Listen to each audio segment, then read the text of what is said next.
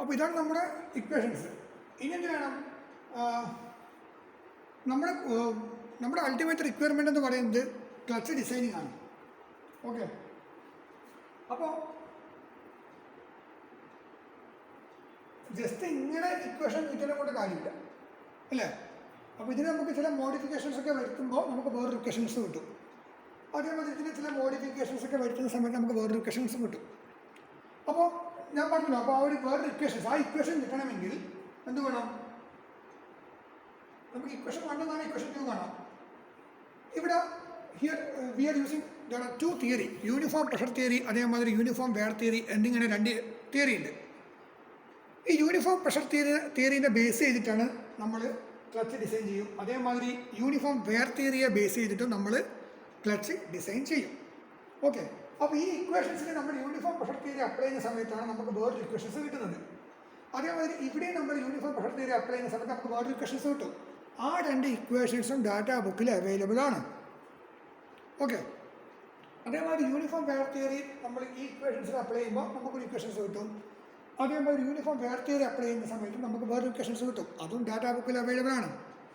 Okay, അപ്പോൾ നമുക്ക് ആ ഡാറ്റാ ബുക്കിൽ അവൈലബിൾ ആയിട്ടുള്ള ആ ഇക്വേഷൻസ് കിട്ടണമെങ്കിൽ മാത്തമാറ്റിക്സ് ഇല്ലാതെ നമുക്ക് നടക്കില്ല. അതുകൊണ്ടാണ് നിങ്ങൾ മാത്തമാറ്റിക്സ് ഒക്കെ പഠിക്കുന്നത് ബിടെക്കിന്. പക്ഷേ ആ മാത്തമാറ്റിക്സ് എവിടെയാണ് ഉപയോഗിക്കുന്നത്, എന്തിനാണ് ഉപയോഗിക്കുന്നതെന്ന് നിങ്ങൾക്ക് വ്യക്തമായിട്ട് ഒരു ഐഡിയ കാണുന്നില്ല. അതാ പ്രശ്നം. ഓക്കെ, അപ്പോൾ ഇതൊന്നും ഇല്ലാണ്ട്, ഈ ഇൻ്റഗ്രേഷനൊന്നും ഇല്ലാണ്ട് നമുക്ക് ഒരിക്കലും നിങ്ങൾക്ക് ഡാറ്റാ ബുക്കിൽ കാണുന്ന സകല ഇക്വേഷൻസും നിങ്ങൾക്ക് ഡെറൈവ് ചെയ്തെടുക്കണമെങ്കിൽ ഇങ്ങനെയുള്ള മാത്തമാറ്റിക്സ് ഇല്ലാതെ നിങ്ങൾക്കൊന്നും ചെയ്യാൻ പറ്റില്ല. ഓക്കെ, അപ്പോൾ നമുക്ക് ഇതിൻ്റെ ആവശ്യമില്ല. നമുക്ക് എന്താ വേണ്ടത്? ഡാറ്റാ ബുക്കിലുള്ള ഇക്വേഷൻസ് മാത്രമേ വേണ്ടൂ. പക്ഷെ അത് വരുന്നത് ഇതുപോലുള്ള ഇൻ്റഗ്രേഷനിൽ നിന്നൊക്കെയാണ് എന്നുള്ള കാര്യം നിങ്ങൾ ജസ്റ്റ് അറിഞ്ഞിരിക്കുക. ഓക്കെ, ഇതൊന്നും ഒരിക്കലും യൂണിവേഴ്സിറ്റി എക്സാമിന് ചോദിക്കില്ല. ഓക്കെ, നമുക്ക് ഡാറ്റാ ബുക്കിലുള്ള ഇക്വേഷൻസ് ഞാൻ പറയും, അത് മാത്രമേ യൂണിവേഴ്സിറ്റി എക്സാമിന് വരുള്ളൂ. അത് മാത്രം നോക്കിയാൽ മതി നമ്മൾ. ഓക്കെ, ഇനി നമുക്കറിയാം ഇത് ഫ്ലൈ വീലാണ്, ഇത് ക്ലച്ച് പ്ലേറ്റ് ആണ്, അതേമാതിരി ഇത് പ്രഷർ പ്ലേറ്റ് എന്ന് പറയും. ഓക്കെ, ഈ പ്രഷർ പ്ലേറ്റും ഫ്ലൈ വീലും തമ്മിൽ ഒരു ബോൾട്ട് മുഖേന കണക്റ്റഡ് ആണ്. പക്ഷേ ഒരു ക്ലച്ച് കവർ എന്ന് പറയുന്ന സംഗതി ഉണ്ടാവും, ക്ലച്ച് കവർ. ഈ ക്ലച്ച് കവറിൻ്റെ അകത്താണ് ഇതൊക്കെ ഉണ്ടാവുക. ഇത് മുഴുവനല്ല, അപ് ടു ഇതുവരെ. ഓക്കെ, ഈ ക്ലച്ച് കവറിൻ്റെ ഒരറ്റം ഫ്ലൈ വീലുമായിട്ട് കണക്റ്റഡ് ആയിരിക്കും. അപ്പോൾ ഫ്ലൈ വീല് കറങ്ങുന്ന സമയത്ത് ക്ലച്ച് കവർ ഇങ്ങനെ കറങ്ങിക്കൊണ്ടേയിരിക്കും. ഈ ക്ലച്ച് കവർ കറങ്ങുന്ന സമയത്ത് ഈ അകത്തുള്ള പ്രഷർ പ്ലേറ്റും കറങ്ങും. ഓക്കെ, ഇത് ക്ലച്ച് പ്ലേറ്റ്, ഇത് പ്രഷർ പ്ലേറ്റ്. അപ്പോൾ നമ്മൾ ഈ പ്രഷർ പ്ലേറ്റിൻ്റെ ഈ കാണുന്ന ഭാഗമുണ്ട് ബ്ലാക്ക്, ഇതിനെ പറഞ്ഞ് വേണം ഫ്രിക്ഷൻ ലൈനിങ് എന്ന് പറയും. ഇതിനെ പറഞ്ഞ് വേണം ഫ്രിക്ഷൻ ലൈനിങ്. കണ്ടില്ലേ, ഈ ബ്ലാക്ക്, ഇത് ഫ്ലൈ വീല്. അപ്പോൾ ഇവിടെ ഒരു ഇങ്ങനെ ഉണ്ടാവും ഫ്രിക്ഷൻ ലൈനിങ് ആയിരിക്കും. ഇത് ക്ലച്ച് പ്ലേറ്റ്, ഇവിടെയും കാണാൻ പറ്റും ഇങ്ങനെ. So this is called friction lining. അതേമാതിരി ഇവിടെ കാണുന്നതാണ് പ്രഷർ പ്ലേറ്റ് എന്ന് പറയും. അവിടെയും എന്തുണ്ടാവും? ഫ്രിക്ഷൻ ലൈനിങ് ഉണ്ടാവും. ഓക്കെ, അപ്പോൾ നമ്മൾ when you depress this clutch pedal, that time what will happen? ഈ കാണുന്ന ക്ലച്ച് പ്ലേറ്റ് ഉണ്ടല്ലോ, അത് ഫ്ലൈ വീലിൽ നിന്ന് ഡിസെൻഗേജ് ആകും. അപ്പോൾ ക്ലച്ച് പ്ലേറ്റ് റൊട്ടേറ്റ് ചെയ്യില്ല. ആ സമയത്ത് പവർ ഒരിക്കലും എഞ്ചിനിൽ പ്രൊഡ്യൂസ് ചെയ്ത പവർ റിയർ വീലിലേക്ക് ട്രാൻസ്മിറ്റ് ആവില്ല. When you remove your feet over this clutch pedal, that time what will happen? Axial force will apply over these clutch surfaces. That time the friction lining ഉണ്ടല്ലോ, ഇതിനെ നമ്മൾ contact ആവും. അങ്ങനെ fly വീലും clutch പ്ലേറ്റും നമ്മൾ contact ആവും, രണ്ടും ഒരുമിച്ച് കറങ്ങും, ടോർക്ക് ട്രാൻസ്മിറ്റ് ചെയ്യും. ഓക്കെ, അങ്ങനെയാണ് സംഗതി. അപ്പോൾ ക്ലച്ച് പ്ലേറ്റ് പ്രസ് ചെയ്യുന്ന സമയത്ത് ഫ്ലൈ വീൽ എന്ത് ചെയ്യും? ക്ലച്ച് പെഡൽ പ്രസ് ചെയ്യുന്ന സമയത്ത് ക്ലച്ച് പ്ലേറ്റ് ഫ്ലൈ വീലിൽ നിന്ന് ഡിസ്കണക്റ്റ് ആവും. ഇത് ഈ ക്ലച്ച് പ്ലേറ്റ് റൊട്ടേറ്റ് ചെയ്യില്ല, പവർ ട്രാൻസ്മിഷൻ നടക്കില്ല. എൻഗേജ് ചെയ്യുന്ന സമയത്ത് ഇത് രണ്ടും നമ്മൾ കോണ്ടാക്റ്റ് ആവും, പവർ ട്രാൻസ്മിഷൻ നടക്കും. ഓക്കെ, ആ സമയത്ത് എത്രമാത്രം ടോർക്ക് ട്രാൻസ്മിറ്റ് ചെയ്യുന്നു യൂണിഫോം പ്രഷർ തിയറി ഉപയോഗിച്ചിട്ട് നമ്മുടെ ഇക്വേഷൻസ് ഡാറ്റ ബുക്ക് നോക്കുക. എത്രമാത്രം ആക്സിയൽ ഫോഴ്സാണ് ഇതിന് നമ്മൾ കോണ്ടാക്ട് ചെയ്യാൻ വേണ്ടി കൊടുത്തത്? Based on uniform pressure theory we have to use data book and refer those equations. എത്രമാത്രം ടോർക്ക് ട്രാൻസ്മിറ്റ് ചെയ്തു by using uniform wear theory? You have to refer data book and find out the equations. Okay, അപ്പോൾ ഇങ്ങനെയുള്ള പ്രോബ്ലംസാണ് എക്സാമിന് വരിക. അപ്പോൾ നമ്മൾ data book use ചെയ്തിട്ട് നമ്മൾ സോൾവ് ചെയ്യേണ്ടി വരും. Okay, so let us see one problem. പിന്നെ ഇവിടെ ഓർമ്മിക്കേണ്ട വേർഡ് കാണാം, ഈ യൂണിഫോം പ്രഷർ തിയറി എന്ന് പറയുന്നത് പുതിയതായിട്ട് നമ്മൾ ഒരു ക്ലച്ച് ഡിസൈൻ ചെയ്യുന്ന സമയത്താണ് നമ്മൾ യൂണിഫോം പ്രഷർ തിയറി എന്നുള്ള ആ ഒരു അസംഷൻസ് നമ്മൾ എടുക്കേണ്ടത്. ഡാറ്റ ബുക്കിൽ കാണാൻ പറ്റും, യൂണിഫോം പ്രഷർ തിയറി എന്ന് പറഞ്ഞിട്ട് കാണാൻ പറ്റും. അപ്പോൾ അത് എപ്പോഴാണ് നമ്മൾ എടുക്കേണ്ടത്? whenever you are going to design a new clutch. അതേമാതിരി വലിയ ടോർക്കൊക്കെ ട്രാൻസ്മിറ്റ് ചെയ്യണമെന്ന് വിചാരിച്ചു, ആ കേസിൽ നമ്മൾ യൂണിഫോം പ്രഷർ തിയറി ആണ് നമ്മൾ നോക്കേണ്ടത്. ഡാറ്റ ബുക്കിലുള്ള യൂണിഫോം പ്രഷർ തിയറി എന്ന് പറയുന്ന ആ ഒരു പേജ് റെഫർ ചെയ്യണം നമ്മൾ.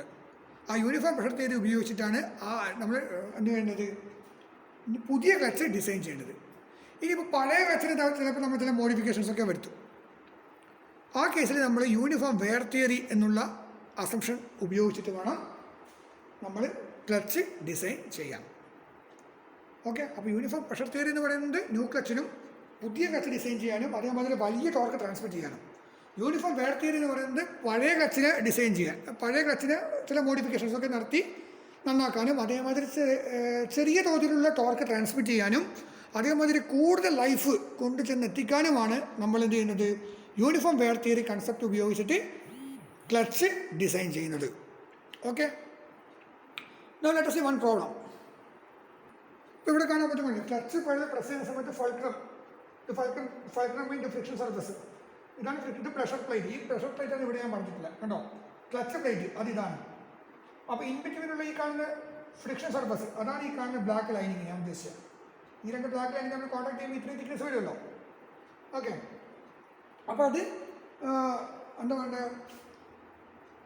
നമ്മൾ സാധാരണ കേസിൽ നമ്മുടെ ഫീറ്റ് ക്ലച്ച് പെഡലിൻ്റെ മുകളിൽ ഇല്ലാത്ത സമയത്ത് ഇങ്ങനെയാണ് ഫിഗർ ഉണ്ടാവുക. വെൻ യു ഡിപ്രസ് ചെയ്യുന്ന സമയത്ത് എന്ത് ചെയ്യും, ഈ ക്ലച്ച് പ്ലേറ്റ് ഇങ്ങോട്ടേക്കും മാറി നിൽക്കും, ഇത് അങ്ങോട്ടേക്കും മാറി നിൽക്കും. അപ്പോൾ പവർ ട്രാൻസ്മിഷൻ നടക്കില്ല. Okay,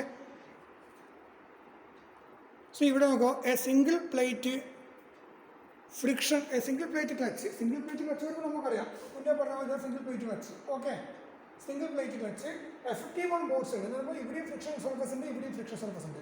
it is effective on both side. So therefore n dash is equal to 2, അതായത് 1,2. n dash is equal to 2. It is required to transmit 25 kilowatt. Power is equal to 25 kilowatt എന്ന് transmit ചെയ്യാൻ വേണ്ടി പറയുന്നത് at 1500 RPM. Determine the inner and outer diameter of the friction surface. Okay, അപ്പോൾ DIയും അതേമാതിരി D0 ആണ് കാണേണ്ടത്. Determine the inner and outer diameter of the friction surfaces. നമുക്കറിയാം ഇതിൻ്റെ ഫ്രണ്ടിൽ ഇങ്ങനെ വരും, അപ്പോൾ ഇത് മൊത്തം എന്താണ്, ഫ്രിക്ഷൻ സർഫസ് ആണ് except this hole. Okay, if the coefficient of friction is mu equal to 0.25, that is given. The ratio of diameters, capital D0 divided by Di equal to 1.5. Okay, and the maximum pressure is not to exceed, Pmax is equal to 0.2 Newton per mm square. Also determine the axial thrust, either FAW, axial thrust, FAW, അല്ലെങ്കിൽ axial force provided by the springs. Assume the theory uniform wear theory ഉപയോഗിച്ചിട്ട് നമ്മൾ എന്ത് ചെയ്യണം, എത്രയാണോ axial force അത് നമ്മൾ കണ്ടുപിടിക്കണം. So based on this given data നമുക്ക് എന്താ പറയുക, പവർ ഈസ് ഈക്വൽ ടു 2π×10⁻⁶ ആണ് നമുക്ക്. അപ്പോൾ അതിൻ്റെ നമുക്ക് എന്ത് കിട്ടി, torque is equal to 159.154 newton metre കിട്ടി. അപ്പോൾ 159.154 10⁻³ ന്യൂട്ടൺ മില്ലിമീറ്റർ. ഓക്കെ, സോ അങ്ങനെ നമുക്ക് ടോർക്ക് കിട്ടി. ഇനി for uniform wear condition the torque transmitted for the multiple clutch അത് കണ്ടുപിടിക്കണമെങ്കിൽ data book page number 259, data book page number 259 പോകാം. 259 ഇക്വേഷൻ 13.9 F എന്ന് കാണാൻ പറ്റും. ഇവിടെ കാണാൻ പറ്റും ഇക്വേഷൻ 13.9 F.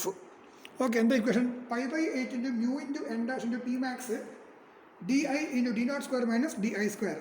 ഓക്കെ, അത് നമുക്ക് ഇൻ്റഗ്രേഷൻ ഇക്വേഷൻ നമുക്ക് ഇത് കിട്ടുന്നത്.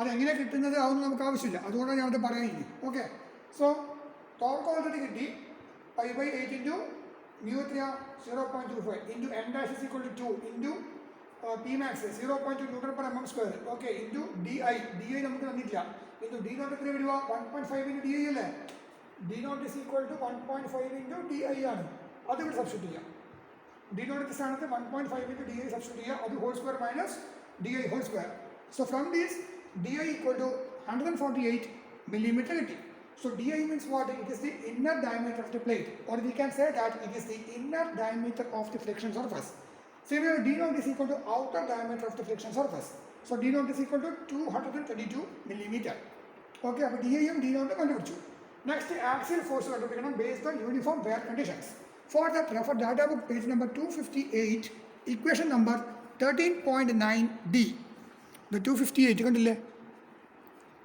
ഈ 258ൽ അതേമാതിരി 13.9d എന്ന് പറയുമ്പോൾ ഈക്വേഷൻസ് ഏറ്റവും താഴെ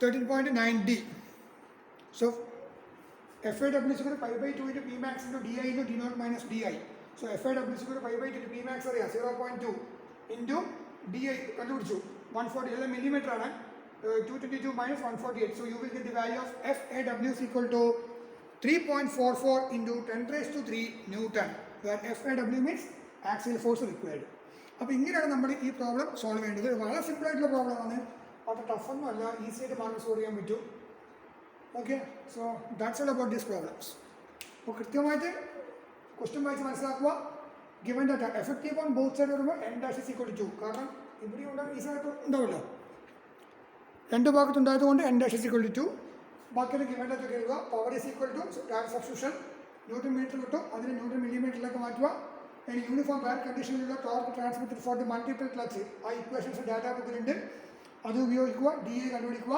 ദെൻ ആക്സിൽ ഫോഴ്സിൻ്റെ ഇക്വേഷൻസും ഡാറ്റാ ബുക്ക് റെഫർ ചെയ്യുക സോൾവ് ചെയ്യുക ഓക്കെ താങ്ക് യു